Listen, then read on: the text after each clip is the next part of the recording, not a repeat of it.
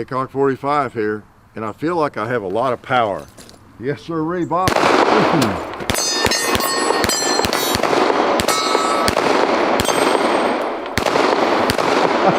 What else needs to be shot? How about the gong?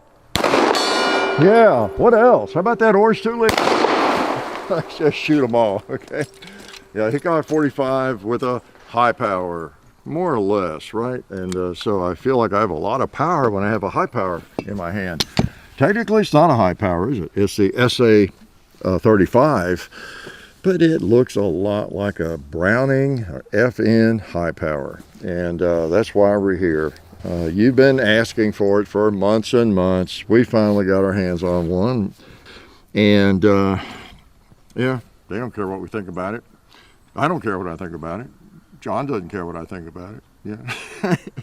No, it is nice to be so independent and to just take the thing, shoot it some, see what we think about it, pass it along. You've been asking for that, so that's what I'm doing. Well, I started to say, I have high powers, and I'm not an expert in the Browning high power. I have owned two of them. I have, the FN, the older one, made in '52. Currently, I had one that was made, I guess, in the '60s or '70s. Don't know. We did a video with one. We borrowed, I don't know, 6-8 years ago maybe, and it was kind of similar to my old one that I used to have. I don't know, '70s version or something maybe. And this one, like I said, is 1952, so it's a little different than the average Browning high power that you run across in terms of a vintage Browning high power. It's a little, even that one's a little different. But anyway, since I have one, I've been anxious, and I have a little experience with them.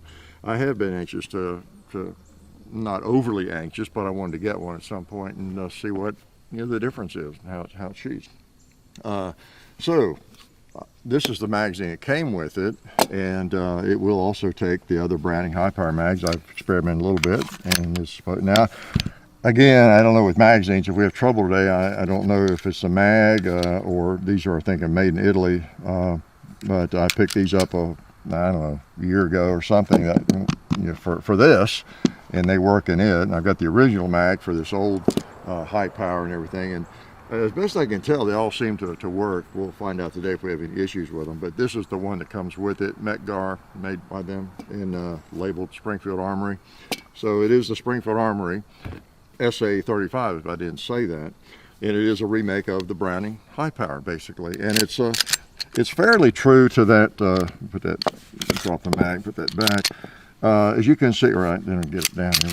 A little awkward with that, but put the safety on. As you can see, you've already seen, I guess, it does look like the Browning high power, doesn't it? Okay, the lines and most of the features very, very, very similar. Okay, so we'll talk about the differences and we'll shoot it. Let's put a loaded mag back in it and get it fired up. One of the differences is the safety. If you noticed, when I pulled it out of my cross-draw holster here, I'll put it back in there. I have trouble doing that with my high power, and any that I've ever had. The safety is awkward to disengage and to re-engage. But this one, you can just swipe it off and smoke some pot. See? What'd I tell you? And it has pretty good sights. You see, you got a U notch back there, a big white dot, so you can pull up. You can find that target and miss it very quickly. Okay. Back to the gong. Shot over. So just because you have pretty good sights doesn't mean you can't miss, right? It's a sweet shooter because it's 9mm and it's in a fairly heavy pistol, 31.8 ounces by my count. Okay, so you got a heavy gun, 9mm cartridge, and all steel. It's forged in the slide and frame. Stainless cold hammer forged barrel, I understand, and it's polished, and so it's all quality steel apparently. I read somewhere, someone seemed to know what they were talking about, that there were no MIM parts in it. So if you know anything differently, let us know. But that's pretty cool. That's pretty hard to do these days, have a firearm with no MIM parts, mold injected. But and they're good too. But anyways, for $6.99 MSRP, and I don't know what the price is. I mean, you can buy them for $6.99, I think, if you can find one. But as they're out there and there are more of them, they already are out there, or we wouldn't have it. But you know, you may get it for $100 less. I don't know. So that's a pretty good price for an all steel, you know, Browning high power look-alike clone, more or less a clone. Some of the differences, real quick. Let's start at the front. Make sure she's clear. See any ammo in there? No. Okay. Yeah, you get better sights. Look at the sights on these. Now, this is not necessarily typical of all the other original Browning high powers, of course. There were a lot of variations and clones and fake clones, authorized clones. It's just used universally around the planet. You know, I think up to 90 countries had used it in some capacity, and up 50 now is a number I hear. So it is just, I hate to say it, but it's actually more widely used and always has been, I suppose, than the venerable 1911 that we all love in this country, right? It's almost like John Browning designed both of them. he sort of did, right? So anyway, the front sight, you see that's a lot better. But this is fairly typical of the true Browning high powers until you get into some of the more recent versions of it where they put some better sights on some of them. But nice front sight, which, you know, I haven't had with any of mine. It's just been this, you know, and same with the rear sight. You see the difference. And again, mine, this 52 model is not necessarily typical of all the Browning high powers you've ever seen. You may have one, a lot of you do, that you bought that was made in 1910 or 2010 or 2000 or whenever, 1980 or who knows. But you can also tell that, you know, hey, unless you look pretty closely, it looks like the same gun. And the safety I was talking about, you see you got a little bit of a paddle, not too much. That's pretty cool. It really needed that improvement badly. Not just that there wasn't much to get a hold of, but it was also, like I cannot really engage that. Yeah, I can, but it hurts and it takes a lot of strength on my baby thumb, okay? And if you've got it engaged, you pull it out to swipe it off. This was not too bad, but it's just not quite as easy to get off, okay? So that's a couple of big differences. You know, the grips, of course, are different. A lot of people rave about these grips, and they do feel a little better because you get a little more friction. I like that if I was going to carry this gun. But I don't really get it, the people criticizing the old grips, man. These, now, maybe on some of the newer high powers, but everyone I've borrowed or fired or owned look more like this, and to me, those are beautiful. I mean, it's gorgeous, you know. But these do feel good, better checkering, okay? So anyway, and this one tends not to hammer bite you as badly. They made a slight change there as well. It's not dramatic, but it helps a little bit. I don't think it totally eliminates it for me. Now, these Band-Aids are not for hammer bite. I fall down and get a boo-boo right there. That's not related to shooting. Although it was, I fell down on the range over on the other hill against the target. Okay, let's go over there and I'll just shoot something on the other hill, like that big old ugly buffalo. Bison, how about that ugly ram? He's ugly too. Yeah, that's feels good. How about that ugly hog right beside him?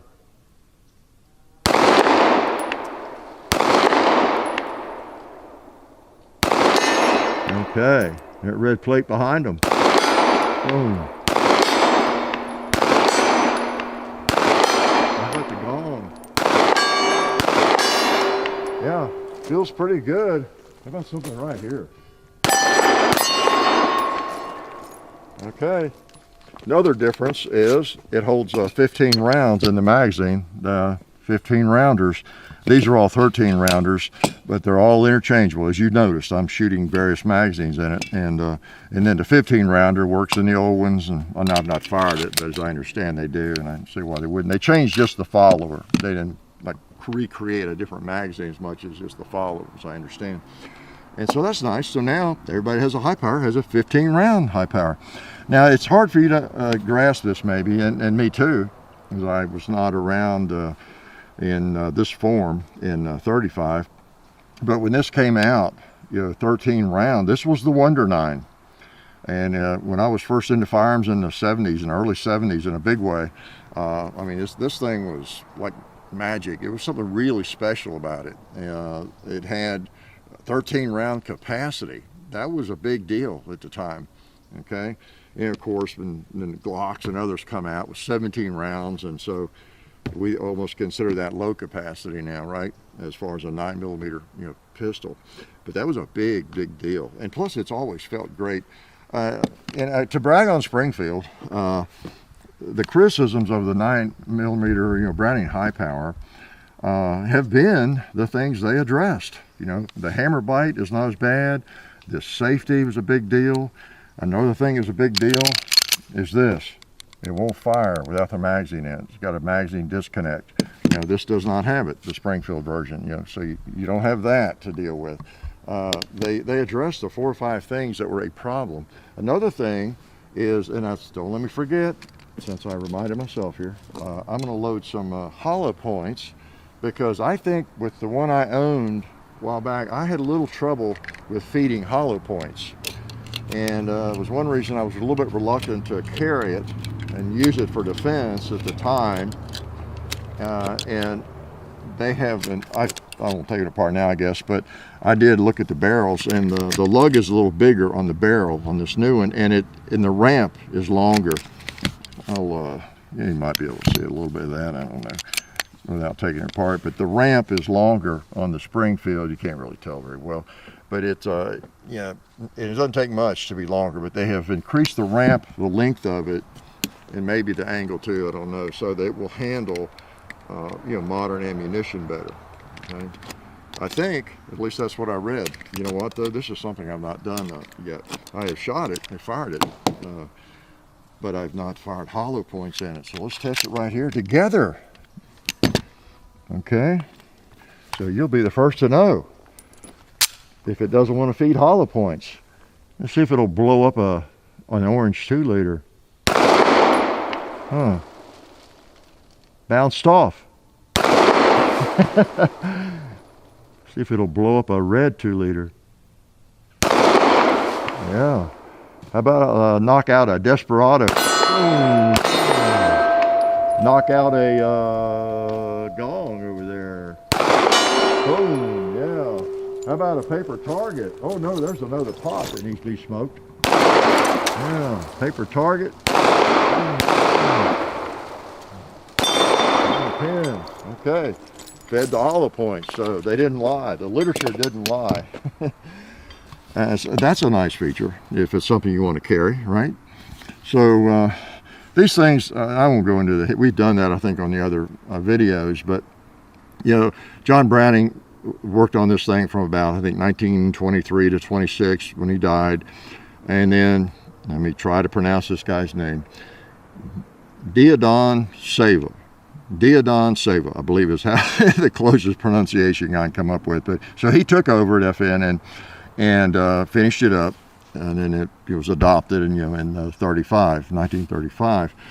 And so this was John Browning's last design, and partially at least, and then Diodon finished it up, and it was in answer to a French contract or specifications. They wanted a firearm that met these specs, basically held more than 10 rounds and various things, and that's what they were working towards. And I don't think the French adopted it, but many countries around the globe have. This thing is so widely used, so widely.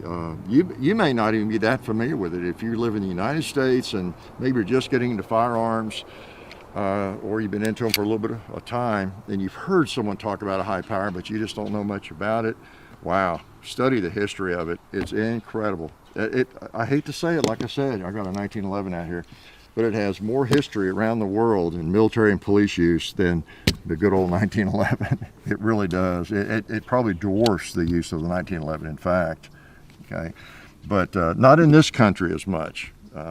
At least with police and military and such. Okay, so anything else different before I shoot a couple more times? That's a big thing. I told you about the steel and everything. The trigger, okay, because of that magazine disconnect not being a part of this one, you're able to make a much better trigger, and it is. Now the reset's not ideal. It's not bad. It's not like a lot of your modern pistols. It's not horrible, but it's got a nice brake, much better brake than any of the high powers. So it feels good. It's a little different than a lot of firearms, than the 1911 and double action, autos and everything else. But it's really nice. It feels good. I like it. Okay, so they were able to improve the trigger, and what else? You got a little beveling here in the mag well. I don't think they did that on any of the the originals. Okay, and did there anything else I'm forgetting about? I'll let you get a closer look maybe at this. I can't even pull the trigger. Well, I don't want to pull it. The beaver tail, just by looking at it, you probably can't tell much difference. But I have a lame here, it's hard to tell, but it's just a little beefier, it seems like, and just a hair longer, just a little bit longer on it. And it's kind of like the length on a stock or something. It doesn't take much to make a big difference. Like, I've not had hammer bite today. And now if I shot this the same number of rounds as you've seen me shoot today, I would have some hammer bite, okay, just like I would with an old 1911. So it is a little better. It's a little better. And I think some of the newer high powers don't even, this is like the Commander hammer, the loop and everything, like you have on my 52 model. But I think on a lot of the newer Browning high powers, they suspended production, FN did, in 2018.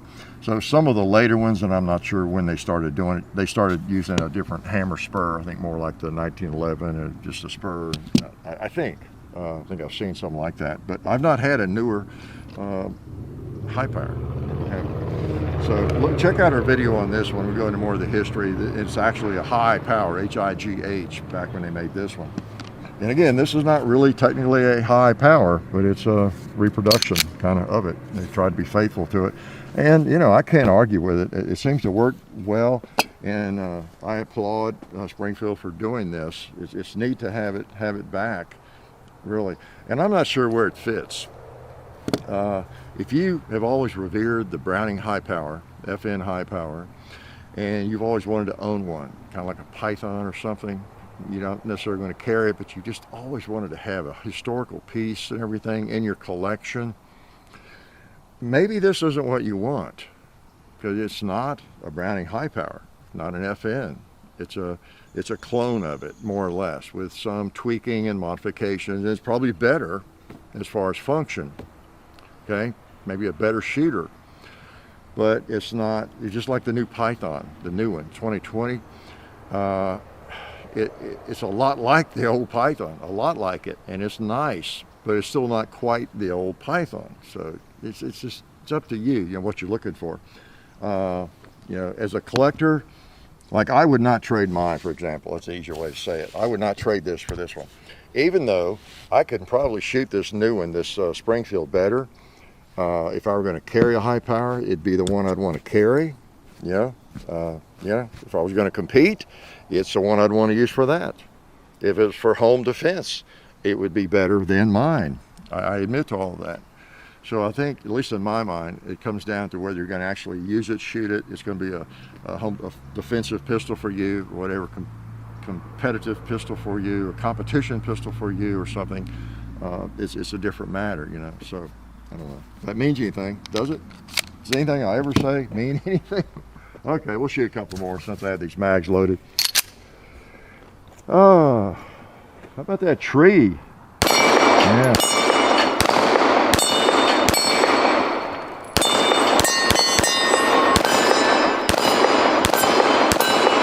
Yeah, it feels good. Great shooter, I have to say.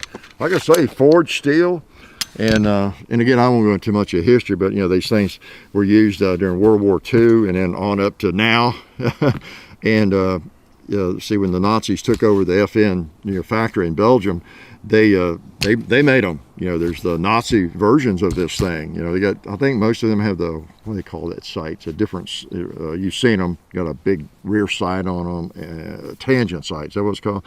And obviously, you can tell I'm not an expert in these, but that's kind of interesting. And they were used, by the enemy, the Axis, and they're also at the same time being made in Canada during World War II and being used by the Allies. So you theoretically might have had people on both sides shooting each other with high powers, Browning high powers, we're FN high powers, whatever. Kind of wild to think about, isn't it? So I see a magazine I haven't emptied. I should probably do something about that. So anything else that I didn't tell you about? Oh, one reason I have, well, again, I won't go too deep here on any of this, but so as I was talking about there a minute ago, it's neat that someone preserves these firearms, like Colt did with this 1911, 1918 version. This came out, what, about 8 or 10 years ago. They went back and tried to duplicate the markings and everything, you know, to keep the old 1911 alive in a nice version of it. So, and I bought that, I don't know, soon after it came out, 10, 11 years ago, I don't remember now. But it's just really neat when they do that. Keep these things alive, these vintage guns and everything. And I look at this in a similar way, although this one's a little more practical, and it's not made by FN, so maybe it's not like that. I don't know, but pretty cool, pretty cool. And the reason I brought the Glock out is, you know, if I don't upset the Glock haters, you know, I just haven't done my job for the day. Just briefly, you know, if you are interested in carrying this, you like it so much it's going to be your carry gun, you're thinking about that. Again, 31.8 ounces is what it weighs, and it's a bit of a chunk.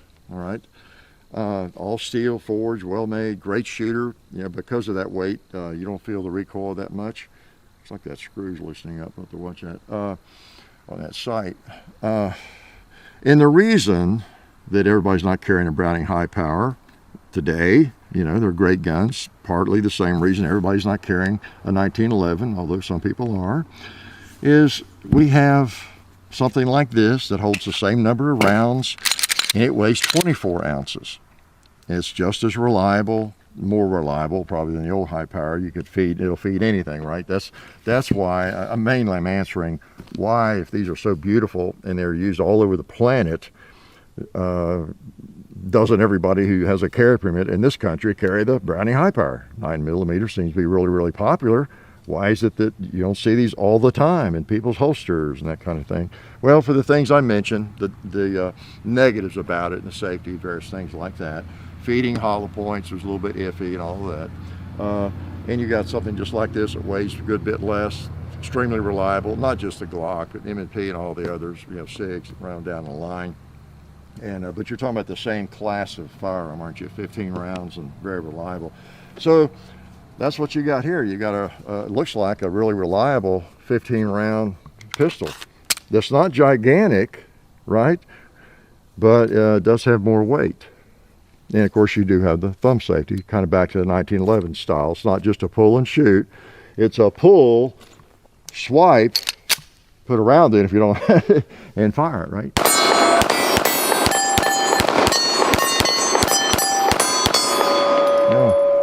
So really, really a good shooter.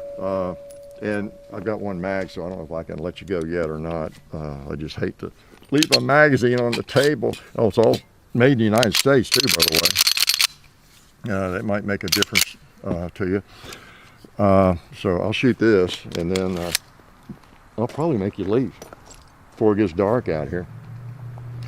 Yeah, I think it's a pretty neat gun. I'll have to say the negatives are, well, let me think about that. What are the negatives?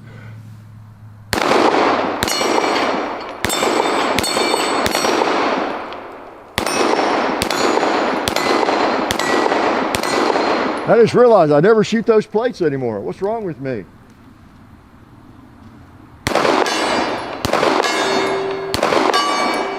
I'm too infatuated with the gong, is that it?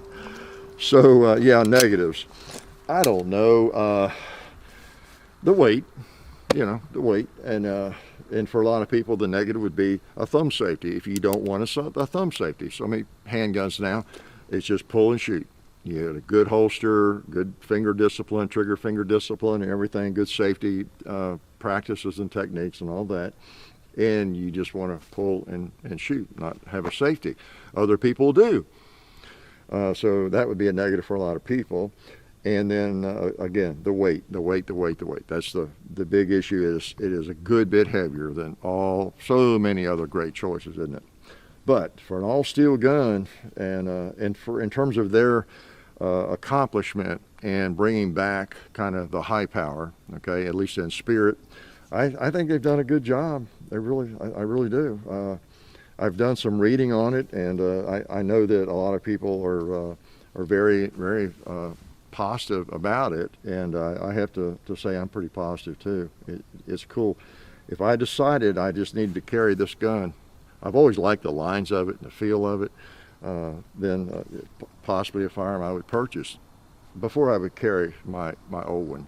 It's just that simple. You know, better sights, better safety, better trigger, you know, just really everything that comes under the category of practical, you know, use. All right. So I don't know, the SA-35. That's my take on it.